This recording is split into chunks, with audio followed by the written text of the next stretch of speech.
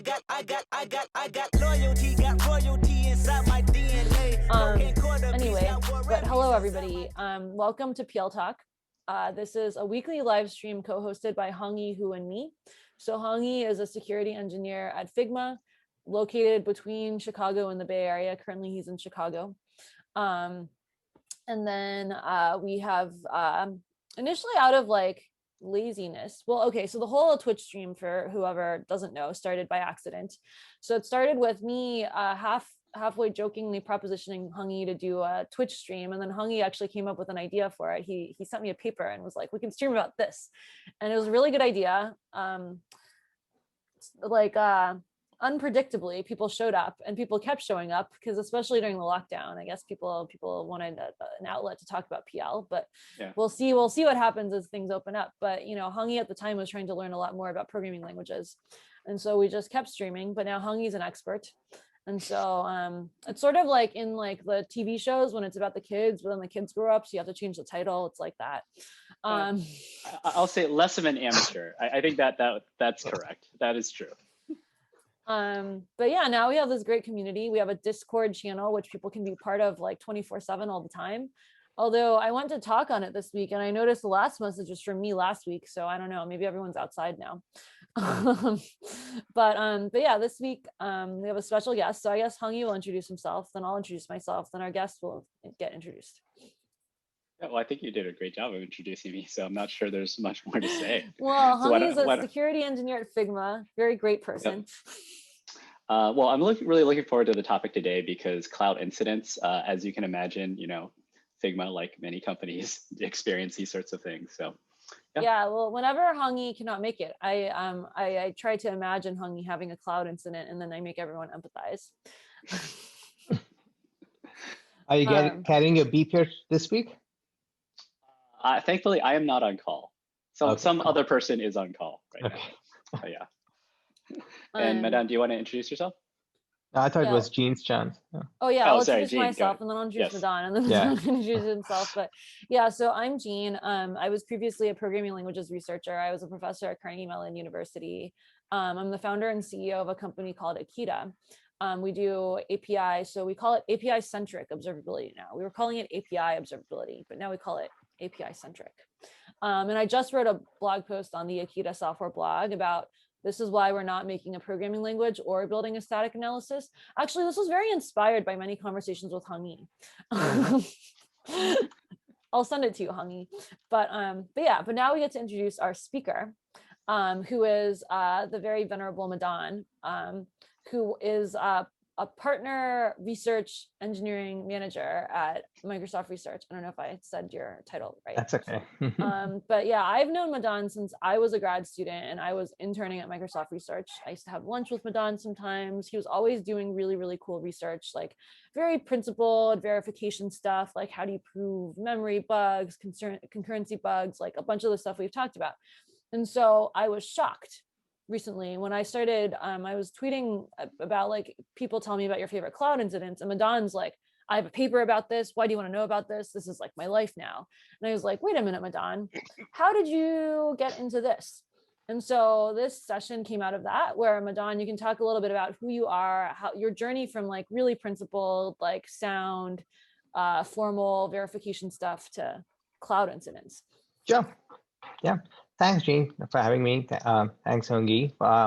This is like, you know, a great honor and privilege. And by the way, this is my first like Twitch stream. So I'm like a complete newbie here. I just signed up for Twitch right before this stream. So thank you. So I've been a researcher in Microsoft Research for 17 years now. So I joined MSR right after grad school, and have been having a lot of fun here. As Jean was mentioning, my background is on formal verification and systems, and so I've been very interested in how we can scale, these formal techniques and apply them to improve the reliability of large systems. So I've worked a lot on finding concurrency bugs, devising techniques that would find all concurrency bugs or find find them more efficiently, and while providing some kind of theoretical guarantees. So we, so one thing that's nice about MSR is that, you're always working on multiple projects. So even though my primary focus has been on, over the past years has been on concurrency, I've sort of like pivoted recently, as Gene was mentioning. So I care a lot about cloud reliability right now. I've also been working on compilers and how do you build high performance systems. So I can talk a little bit about how I got into cloud reliability. So first of all, I should thank many of my collaborators, and in particular, like Suman, with whom I've collaborated a lot, and Shan Lu from University of Chicago, who's sort of like so one interesting thing about Shan's work, because she's also been working a lot on concurrency bugs, but one unique thing about her research is that she goes top down, as opposed to being technique driven. So throughout her career, what she's done is, let's say you're interested in concurrency bugs, like rather than figuring out, okay, what's the best technique I can devise, she would go about, let's study what kind of concurrency bugs exist in, real world software. Let's do a survey, let's do an empirical study and analyze these bugs and then categorize them and then, devise techniques to find different categories. So that's been her style of research. And I've always been very impressed with her ability to push in that direction. And so, so Suman and I, we were working on the concurrency bugs. And so we were curious as to, how much these bugs matter in practice. And clearly by then, when I joined Microsoft was like a desktop software company, right? So, we were actually, remember the days in which we used to ship software in these CDs. And right now it's a cloud company, right? Like almost every major tech company right now. And so the world had changed. And interestingly, not all bugs matter, because if you think about cloud systems, they are designed to be failure tolerant, right? So you go and tell people, oh, I can tell you all the different ways your process crashes. And they'll be like, I don't care about process crashing because I already have a mechanism to recover from them. And I just reboot that process. There's a watchdog that looks at these failures and recovers from them. And so it was like a conundrum. It's like, oh, okay, maybe concurrency bugs don't matter at all, right? And so around that time, we were coincidentally, striking a collaboration with Shan, and Shan, it was very clear, all of us got together and we were like, oh, maybe we should do an empirical study of cloud incidents, right? And that's how this work started, where we said, okay, let's do a top-down analysis of, study production incidents, find out what the root causes were, right? And our hypothesis at that time was that, a big portion of them would be concurrency bugs. That was sort of our hidden agenda. But at that time, but we thought this was an interesting problem by itself. And so that's how we said, we collected all these incidents and then we did this empirical study, and that's how this work came about. Cool. Yeah, no, that's a great description. Thank you very much. And I think Hongi and I have talked a lot about well, there's all these techniques to find all these tools, but which bugs actually matter. So it's great that. Yeah. And for me, it was interesting, right? So in the sense, distributed systems are meant to be fault tolerant, right? In the sense, when you design these systems, you think hard about failures and you design a system to recover from them. And so failures in fault tolerant systems was actually very interesting to see. Okay, why did they fail, even though they designed to recover from these failures? What are the different categories? And also another interesting thing is that, these are production systems. So they do go through different layers of rigorous testing. So many of the bugs are already caught, during testing. So essentially, these are the bugs that your testing does not find, and they escape your fault tolerant systems. So that's what makes them interesting. Yeah.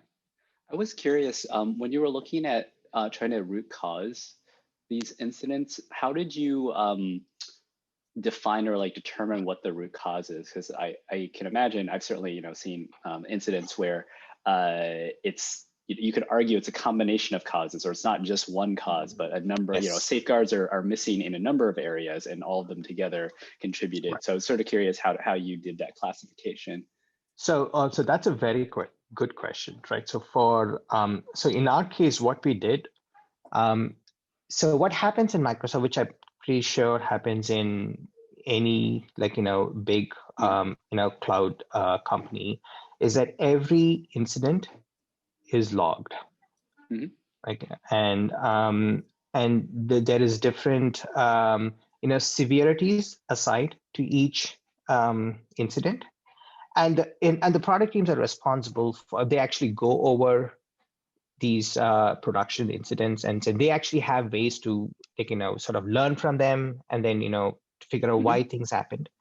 And so a lot of these incident databases, they actually have information on who was responsible, why why did the bug happen, who root caused it, and who was it assigned to, and how it was recovered from. So there was a lot of metadata around these incidents already. Gotcha. Okay. And so what we had to do was to essentially pour through all these logs, and these different teams have different ways of logging root causes. So it was right. We had to sort of understand understand these the different root causing ways, and then and partly you always face this long tail, right? And then it's these incidents, they don't fall nicely into buckets, right? Everything looks like it's own category, and it took a long time. Haopeng, who was the grad student who was driving this effort, he spent a lot of time understanding each of these root causes, and then keeping them, all of them, in his head, and then creating these buckets, right? I see. Okay. Right. So it was a lot of difficult process, and so one of the things that would be nice is that if we had some kind of classification in place, so that was comprehensive enough, so that the person who's actually handling this production would actually tag it based on the nomenclature, right? We don't have that nomenclature yet, and so part of our the hope is that one of the research goal is that we would have studied enough of these incidents so that we can be confident that we have a reasonably complete nomenclature that people can tag that automatically. But till then, we have been doing this very manually. Yeah, I think that would certainly be useful, because it sounds like you basically read through many postmortem documents. Yes, right. And so I think having a template that would actually be useful for future analysis would be very helpful for a lot of people. Yeah, and so one thing that was really humbling and is that as software people, we like to believe that software is the cause of everything, all the good things and the bad things. But I think in our study, we found that only 40% of the incidents were actually caused by software bugs, right? The rest all were other issues, human issues, hardware issues, and lots of other. There's a whole long tail just hanging, which is of these non-software causes. Yeah, Madan, just to give people who haven't read the paper or even looked at it yet an idea of what we're talking about, can you give people an idea of the specific motivation for the paper, the setup, what your hypotheses were going in, and start talking about what you found? Yeah, sure. So what we did was, again, I told you that our motivation was to identify what bugs matter, right? So that, so at least our goal was to,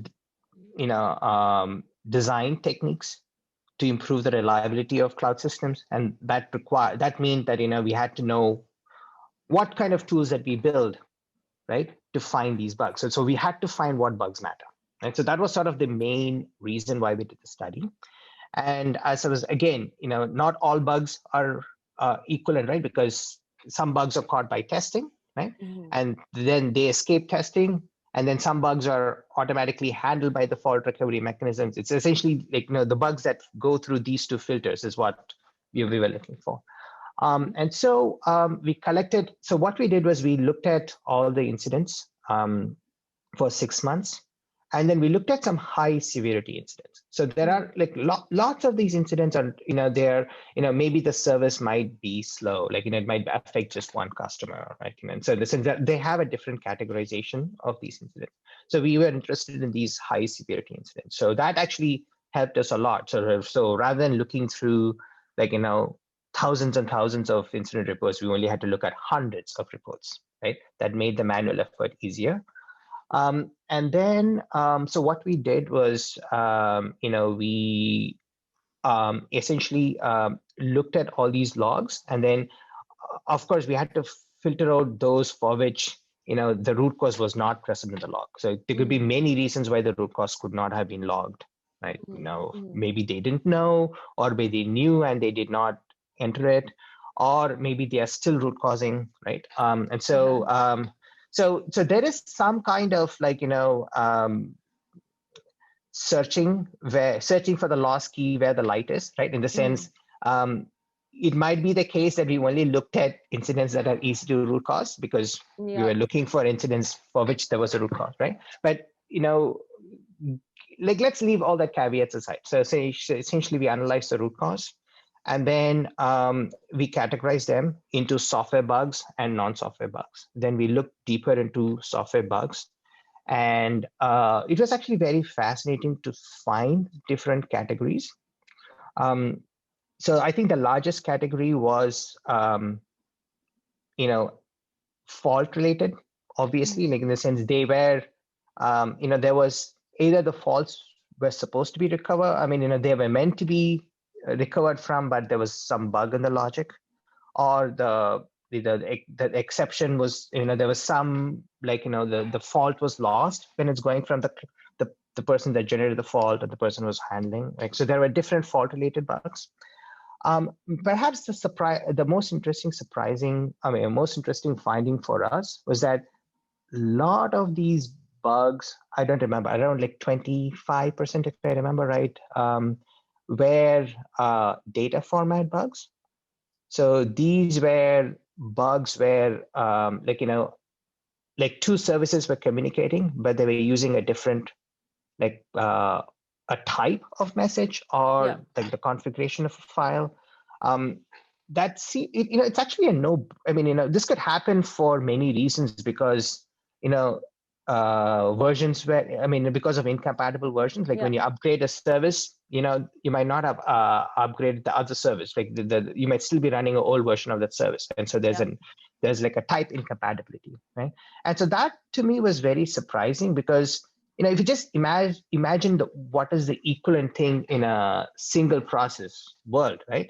In the sense, these bugs don't happen. It don't usually happen. It's like, loading a library, a dynamic library, loading a class, and then, like, calling a function in that class with the wrong type, right? The compiler will automatically find it for us. But there, in that, here, this the same thing, but in a distributed system, we don't have such checks. So that was a cause of a significant portion of these incidents. And so we did find timing errors, asynchrony, like, it's a sort of like race conditions between different processes.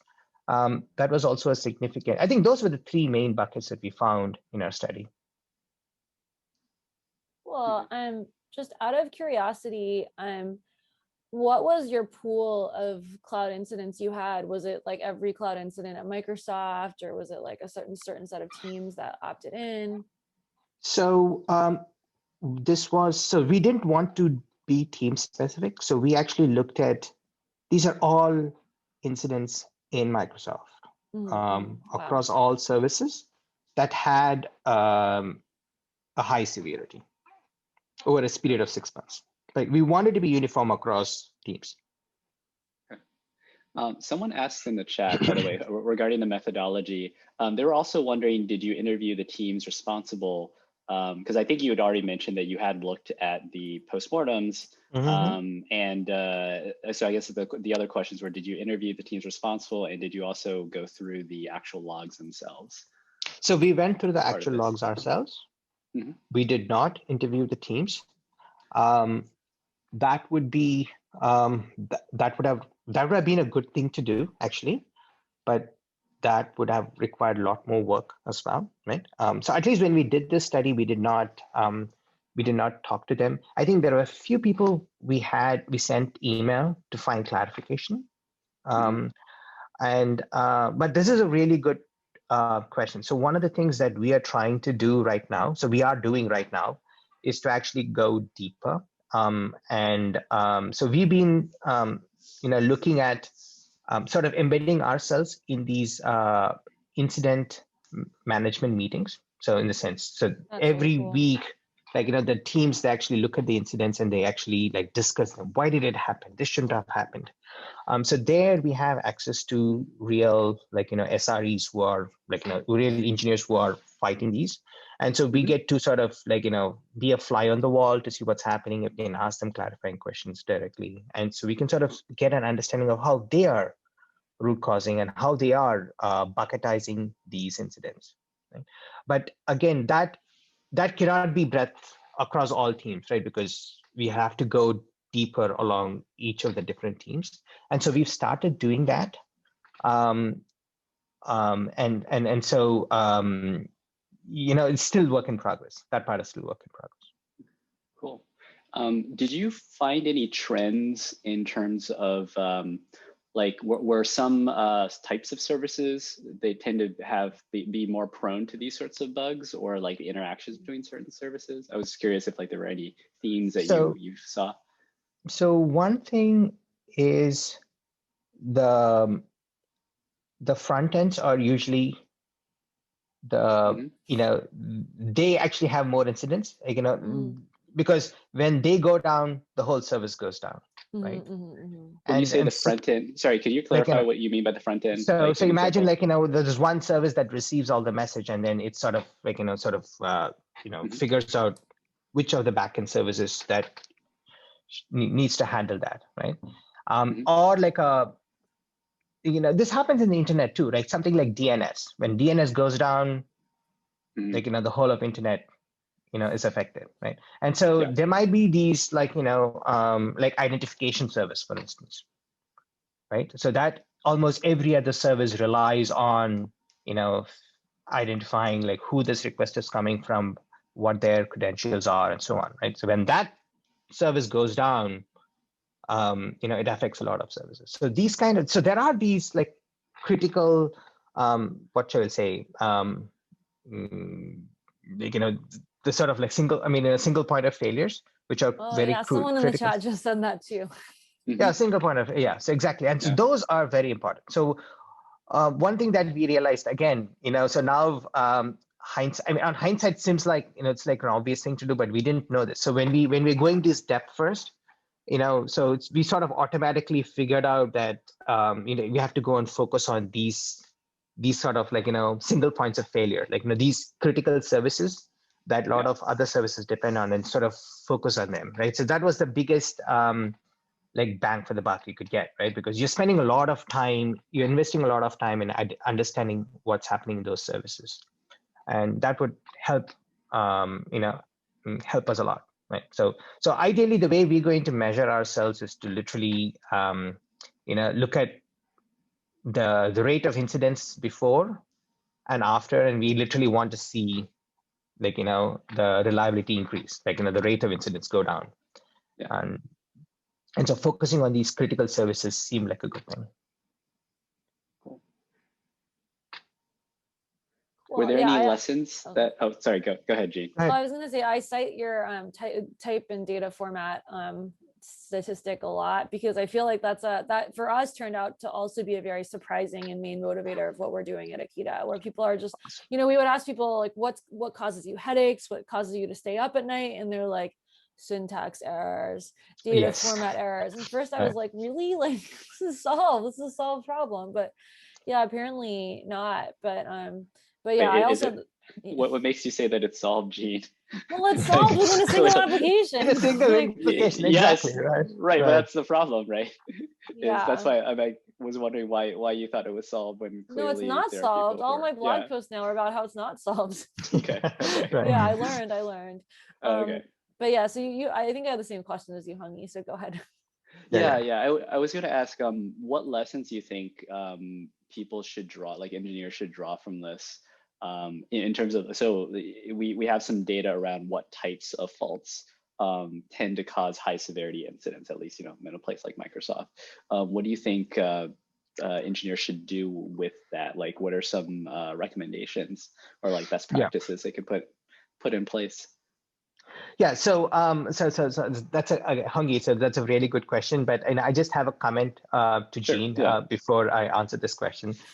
So again, I'm on the same page as you, right? So as a PL person, you would expect these kind of like syntax errors and like like type compatibility between the caller and the callee is like we solved it in the 60s and the 70s, right? So but it actually shows like we still have a long ways to go, like because when we think of a program, like we still think of a single process, right? PL people. PL people think of a single process, and I think that needs to change. Like the notion of a program is like multiple pieces of software communicating with each other, and it's not just code, right? So there's a lot of configuration that goes in. Like your notion of a program is not just like a C++ file or like or a Haskell file anymore, right? It actually includes JSON. It includes your your text files. That's a list of configurations, and also like your file system. Like a lot of these configurations are in your file system, and so the notion of a program is much broader. And one thing that we keep seeing again and anecdotally is interaction between configuration and programs. So essentially there's a misconfiguration that triggers a software bug. Like there is an error path in the code that was not tested, that would not be tested. I mean, it would not be taken if your configuration is right, but then a human misconfigures your configuration file, because of which it triggers a latent bug in your software. And these are, imagine building tools for finding those. A tool that just analyzes configuration is not going to find those bugs. A tool that just analyzes programs is not going to find that bug. So it has to be like a more comprehensive view of what a program is.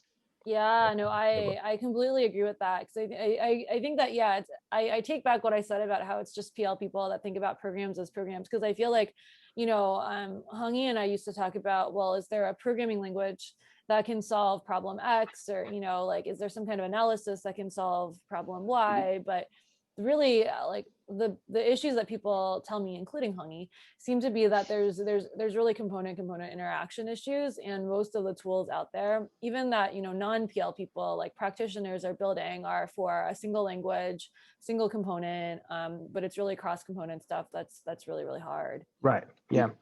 And so again, like what does type safety mean in this cross-component world, right? So it's not there's no point in making like a type safe process, right? We need to have a type safe distributed system. What does it mean? Like, how do you design languages, right? So yeah. Well, I think that's also dangerous, because something I've been pushing is this idea that software is just inherently heterogeneous, because like you have this evolution of your needs, you have the evolution of the tools.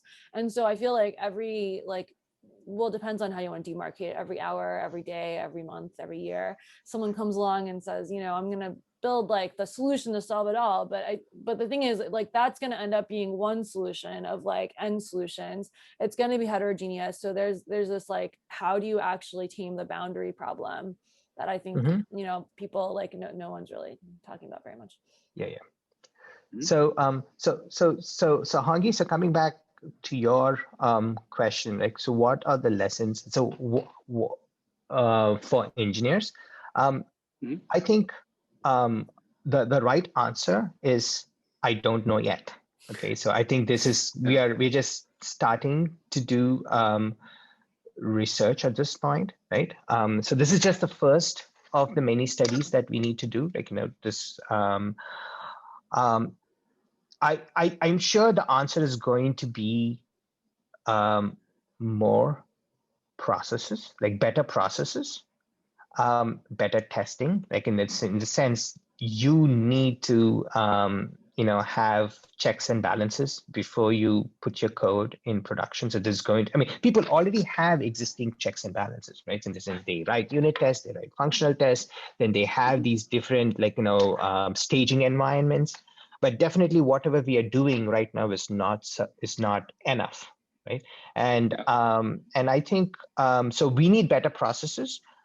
What those processes are is still TBD, right? I wish I had an answer. I don't. And the part of the end goal of this research is to actually come up with those better processes, like better tools, right? So like definitely data format errors should not be happening in the 21st century. It's like logically it's a bug, right? It's a mistake in our thinking.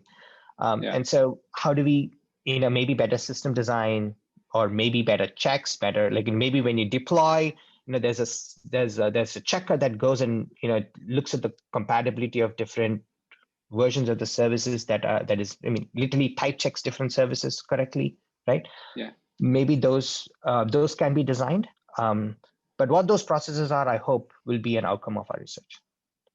Yeah, that totally makes sense. I was curious, like maybe this, I don't know if I would call this a philosophical question necessarily, but one of like an approach. I'm curious if you think that it is feasible to build systems that can sort of statically prevent these problems before configuration changes are deployed, before code is landed and deployed and so on, or if you feel like a detection approach, while it would obviously would be imperfect because you might not be able to prove certain things about it, might work, might be more feasible in the short term, because I feel like that is a strategy certainly that a lot of people have with distributed systems, is like, look, this stuff is really complicated. We don't have great ways of doing thorough analysis the way that we want. Like we can't prove that our analysis is sound and complete. And so we have to, what we can do instead is do things like, have canaries, have these sorts of deployments where you deploy, part of the time and monitor and so on. So I was just curious, like from your perspective, how do you think about various approaches to try to like mitigate the effects of these sorts of incidents? Yeah.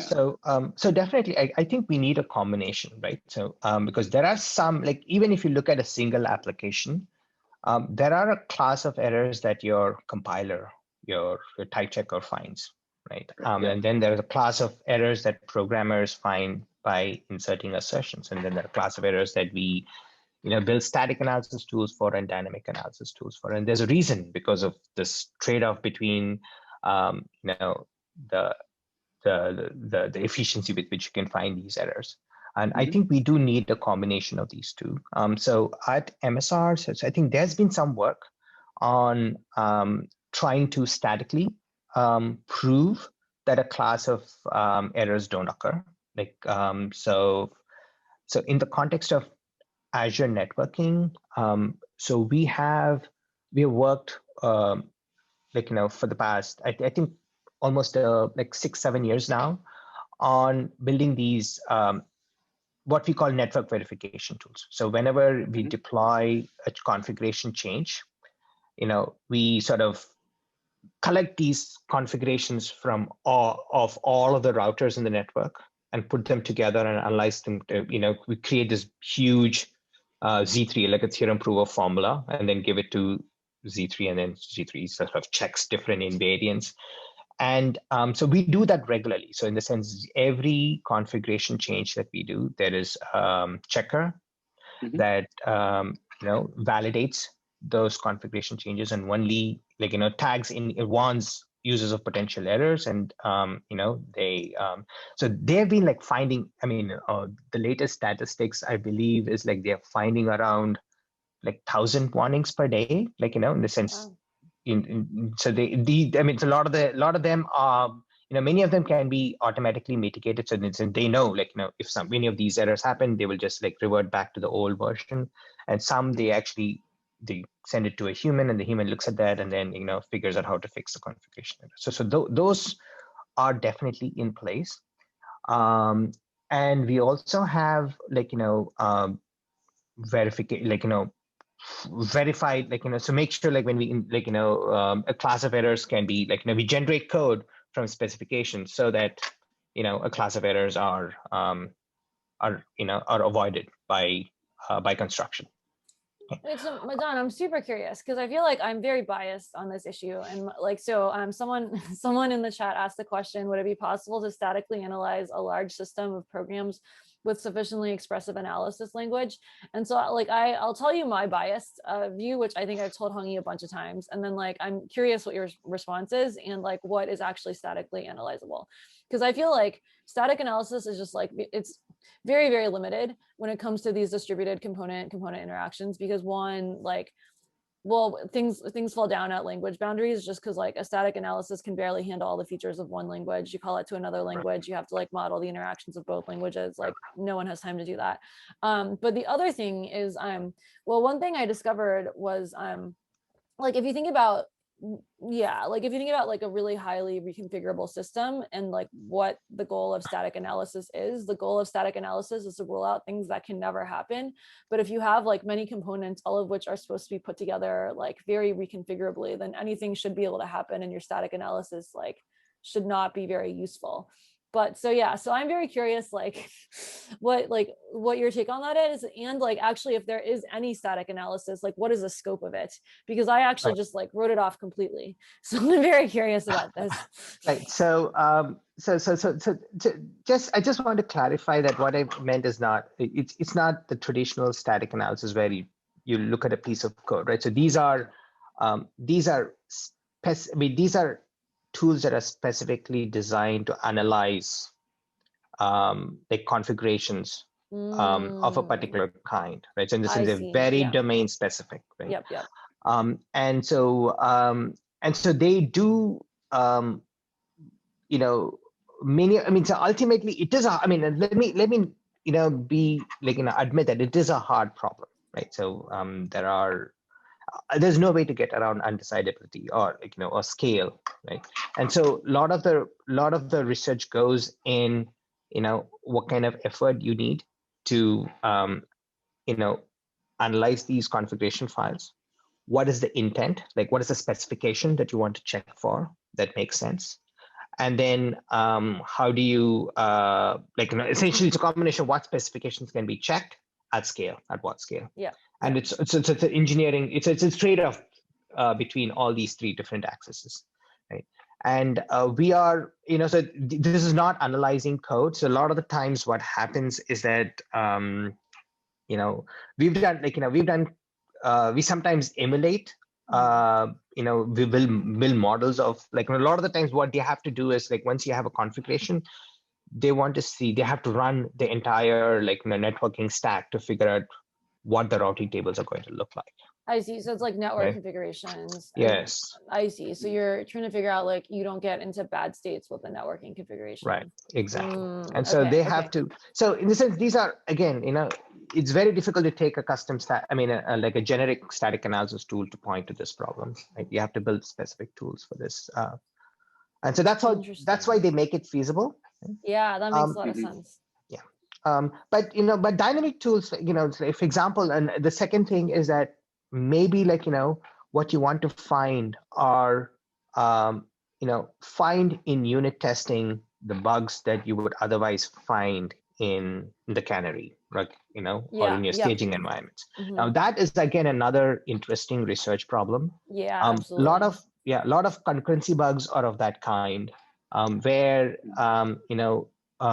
when you actually put the system under load, then maybe the timing, there are certain rare timings that are more likely to happen in production, right? And so if you somehow are able to create that timing in your unit testing, then you can find bugs in the small that would otherwise occur in the large, right? Yeah, that's really nice. Yeah, and so this is why I believe in our study, we found a lot of timing errors in production, because these were the errors that were skipped during testing. Yeah, I really like that because I feel like a lot of people assume that you can only find certain errors when load testing, or like, or similarly, you can only find certain like data format errors if you have everything there. But if you can get that Right. information and push it back to test, like there's so much Right. cool stuff you can do. Exactly. Right. And so one of the things that we want to do is to sort of, again, given the knowledge of like, the difficulty of and scalability of static analysis. Right? And Yeah. so for every incident, so you want to see, like how early, the earliest moment in which you can effectively find the bug. Should it be a static analysis? Like, should we do it at build time, or should we do it at deployment time, or at unit test time, or at functional test time? And so it's actually interesting to see what's the earliest you could have found those bugs, and then that'll be the right place to build a mitigation scheme. Yeah, I really, really like that. Yeah, and I feel like in the chat right now, I don't know if Hongi has also been reading it, but there's like philosophical existential discussion about static analysis going on. Yep. Yeah. Someone said, do we really need the whole system view? When typing a module, I only need the module source and the imported module signature. I feel like Hongi and I probably have our take on this, but Madan, what's your take on like why these boundaries, why these abstractions are just leakier somehow in the Right. So distributed so setting? I think you're right. In the sense, type checking can be done modularly, right? I don't have to understand the implementation of a class in order to type check the callers of the people who are using the class. So, we know exactly how to do modular, like specifications that we can use to check, like type check the entire system. I think we need a similar thing for in a distributed system as well. Like I think it might not be hard. Like we need to have enough metadata, like versioning metadata, to make sure that different versions are compatible. And it might be as simple as people taking the time to write the types, like the interface types for these different services, like in a precise way, so that you can do this type checking correctly and efficiently. Yeah. Oh yeah. I'll take a minute to plug. This is why we're doing what we're doing at Akita, which is basically we've decided that API specifications are the metadata, and then we infer them. Yes. But I think yeah. I think this kind of I think this is like the kind of approach Madan is describing is exactly what I subscribe to. Right. Yeah. So I think this notion of specifications is very important, right? People, again, now that we're in the philosophical mode, right? So one thing that we would say, like, people don't, people consider writing these specifications as overhead, right? Because when you're developing software, you have to write the specification. It actually slows you down. But if you actually factor in the cost of bugs, like future bugs, and so essentially if you build a system, and then if you're somehow like are able to capture the cost of all your future bugs and discard them properly, right? It'll be an interesting question to say, is writing a specification cheaper or more costly than the discounted cost of all future bugs, right? So that is a philosophical argument, right? And with a philosophical question that we don't have the answer to. And as humans, I think we always tend to push off like paying in the future, and they say, oh, I would rather pay today and write that specification, but rather pay the cost of future bugs. Yeah, no, I mean, there have been behavioral studies, I'm pretty sure, showing that humans are very bad at estimating those sorts of costs. Exactly. So it's probably why it keeps happening. Yeah. So Gene, yeah. so I think I completely agree with you. Like, I think specifications, API specifications are cool, and we'll have to reduce the cost of that as much as possible. And inferring is actually a really good idea, right? In the sense, if you can somehow infer those and maybe present them to the user, right? So that the user can only have to fix up those specifications rather than having to write them from scratch. I think that's a super idea. Yeah, well, because if we look at types, like they really only took off when type inference took off. And like, I remember I was like, oh man, I feel like when I was in college, I was like, there's so many nice types out there. I'm sure these types are going to take over the world in the next 10 years. And like what happened? Facebook built a type system and a type inferencer for PHP. Then they did it for JavaScript. also built a compiler for PHP while they were at it. Right. And so I feel like, my views on all these things turned out to be completely wrong. So now I think everything has to be inferred. Yeah, I think, to add to that, I was gonna say, I feel like, especially in the distributed system world, anything you can do to really improve the agility really helps, not just the agility of the developers, but of the system, because at least from what I've seen, these sorts of systems tend to change pretty rapidly. So anything that requires a lot of you have to, if you need to build your analysis for different languages because different components are written in different languages, it is very likely that those components are going to change very quickly under you. And so I think that sort of model becomes very infeasible, whereas doing something like inferring the specification makes a lot more sense. It's a lot more useful. No. Yes. Yeah. And somebody like Warwalt was saying that, it's like writing tests or like brushing your teeth. Like brushing your teeth is a really good idea, right? Please do that. But at the same time, we should also figure out better and better ways. We have to invent better and better toothbrushes, right? So that like automatic toothbrushes. I love them, by the way. Well, I feel like I don't really. I feel like people judge you for not brushing your teeth now. No one judges you for having incidents. All right, I actually have to go soon, unfortunately, but I do have one quick question before I go. I was curious, did you observe any changes in these trends over time? I think this particular paper only looked at 6 months worth of incidents, but I imagine you're continuing to do research. So that's something I'm kind of curious about is I imagine at some point, someone figures out that certain types of incidents keep happening. So then they decide, hey, we should build these sorts of mitigations. And you'd expect that would hopefully result in fewer incidents of those types happening. So I was just curious if you saw any trends in whether it's in the study or outside of the study, any trends in certain types of mitigations being more effective than others, for example, or certain mitigations being particularly effective at avoiding some types of incidents.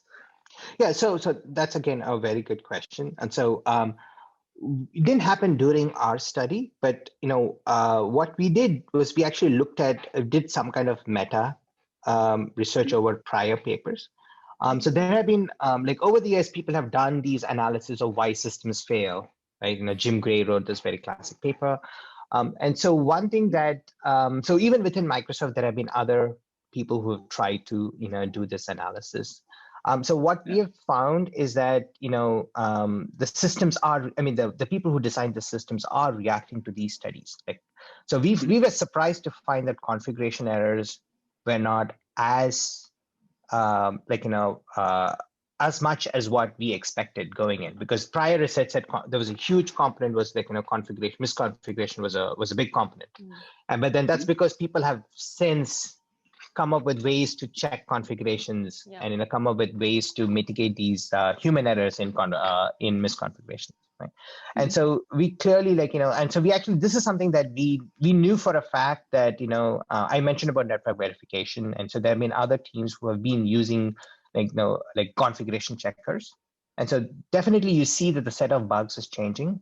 And hopefully with more and more tools, the trend will we'll actually, hopefully it's not like a whack-a-mole, right? It's hopefully we're just making continuous progress. That we'll be squashing classes of errors one by one.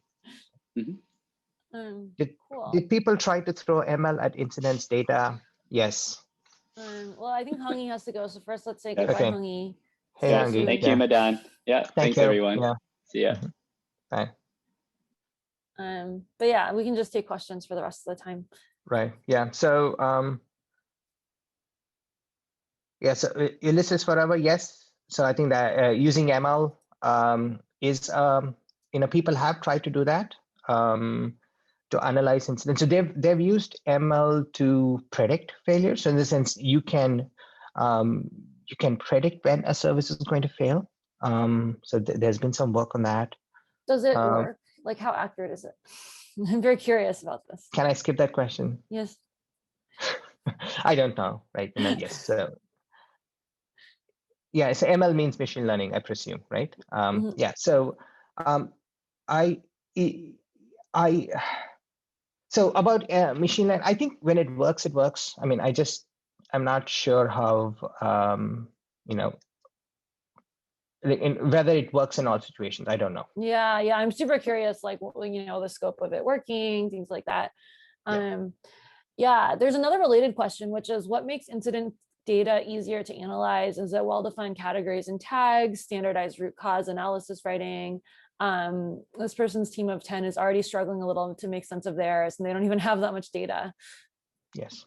So so AB, I completely agree with you. I sympathize with you. This is a problem. Like categorization is a problem, and we don't have a good nomenclature yet. And I hope so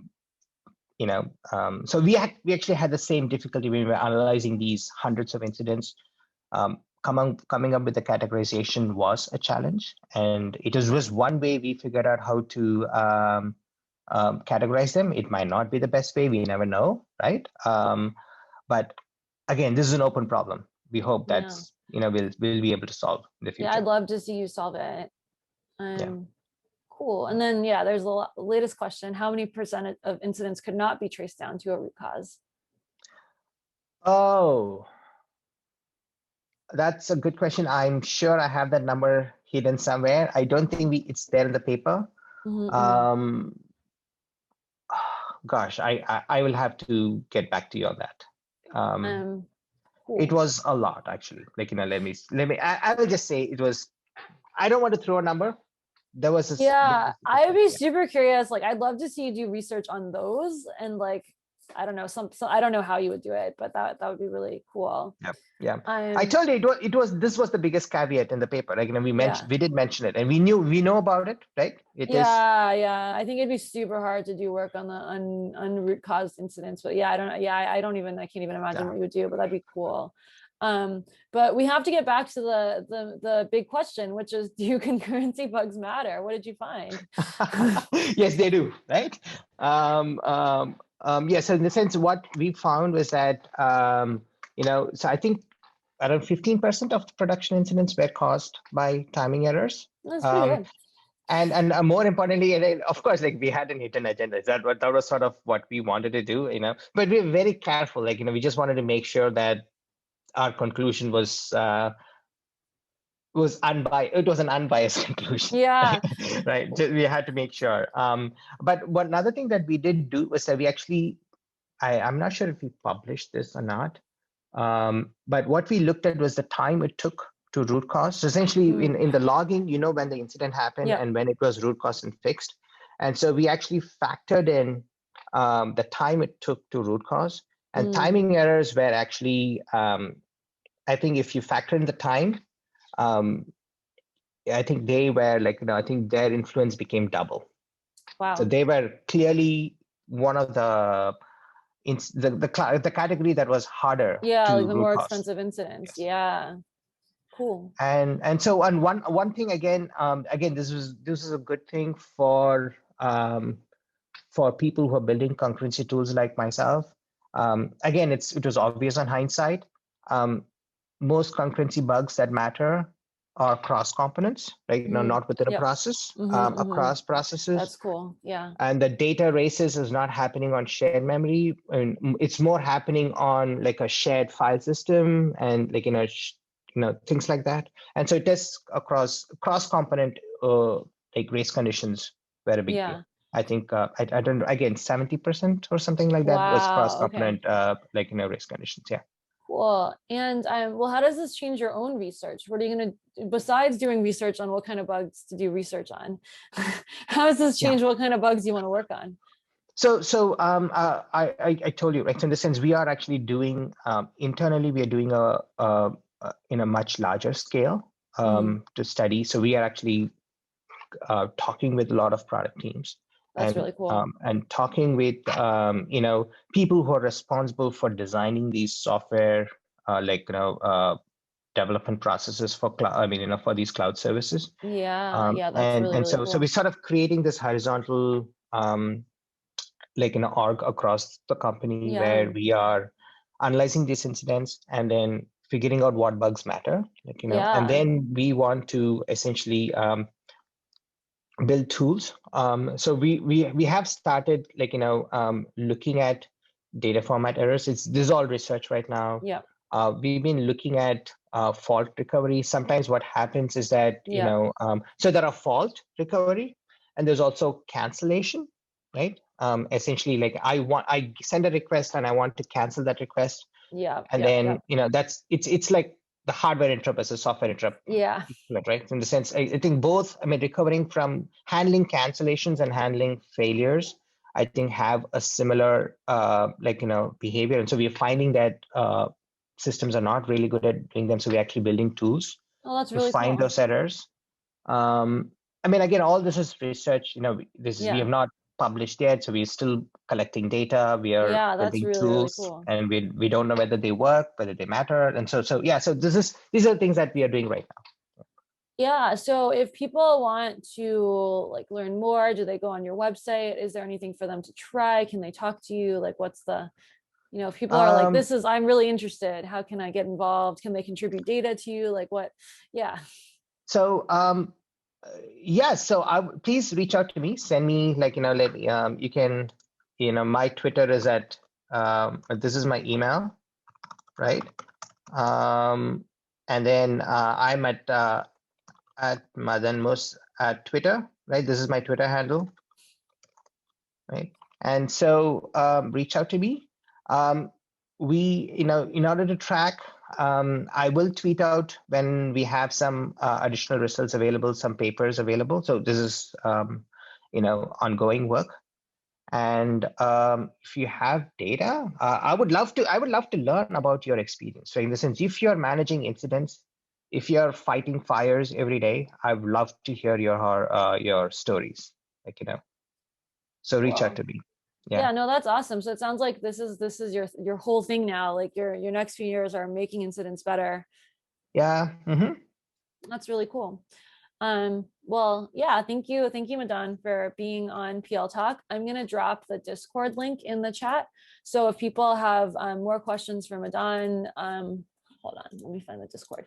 You can join us on Discord in the Stream of the Week channel. And then you can ask Madan questions, or if you have, you know, more thoughts, or, you know, anything else, more philosophical contributions to any more. I feel like you really invoked a lot of philosophizing today, Madan. This is more philosophical. It's summer, come on. Yeah, no, I think people are like, well, what do we do with our static types now? What do we do with all of our stuff? So yeah, if people want to have more of that discussion, Stream of the Week is where to have it. Here, I'll type Stream of the Week. There we go. And yeah, so PL Talk is, I guess we're trying to figure out, should we be at the same time in the summer? Like, are people still around on Fridays? So I'll send out some polls in the Discord to figure that out. Next Friday, we have Ranjit Jala and Nico, his student. So actually, we have to go 1 minute over for me to explain this. But this started I'm as so glad I'm not coming after Ranjit.